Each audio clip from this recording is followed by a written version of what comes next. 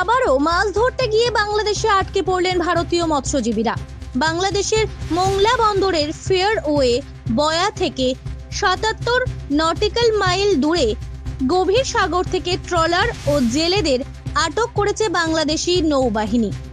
তারা আন্তর্জাতিক জলসীমার কাছে ছিল। এই ঘটনা ঘটেছে বলে মনে করা হচ্ছে।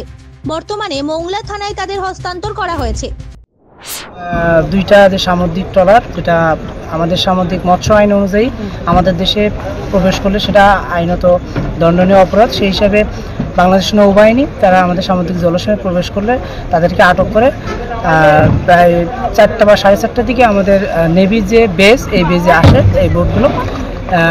প্রাথমিকভাবে আমরা মাছের যে বিষয়, আমরা যে আনুমানিক যে পরিমাণ বলছি, বিভিন্ন প্রজাতির সামুদ্রিক মাছ আছে, 200-র অধিক ক্যারেট হবে। আমরা এখন কার্যক্রম আপনারা দেখতেছেন না, নামানোর প্রক্রিয়া চলতেছে। আর এই দুইটা ট্রলারে প্রায় 34 জন ভারতীয় নাগরিক ছিল, তাদেরকে থানায় সোপর্দ করা হয়েছে এবং অন্যান্য কার্যক্রম চালু রয়েছে। আমরা মাছগুলো নামানোর পরেই আমাদের অকশনের যে কার্যক্রম সেটা বিধি মোতাবেক শুরু করবো ইনশাল্লাহ, আপনাদের সহযোগিতা মাধ্যমে। এফবি ঝড় ও এফবি মঙ্গলচণ্ডী ৩৮ নামের দুটি ট্রলারও আটকে পড়েছে। এই ট্রলার থেকে 34 জন জেলেকেও আটক করেছে তারা। মাছ ধরার জাল সহ অন্যান্য সরঞ্জাম বাজেয়াপ্ত করেছে তারা। এদিকে প্রতি বছর এই ঘটনায় ঘটায় ক্ষুব্ধ মৎস্যজীবীরা। দক্ষিণ 24 পরগনা থেকে মৃন্ময় নস্করের রিপোর্ট, জেলার বার্তা।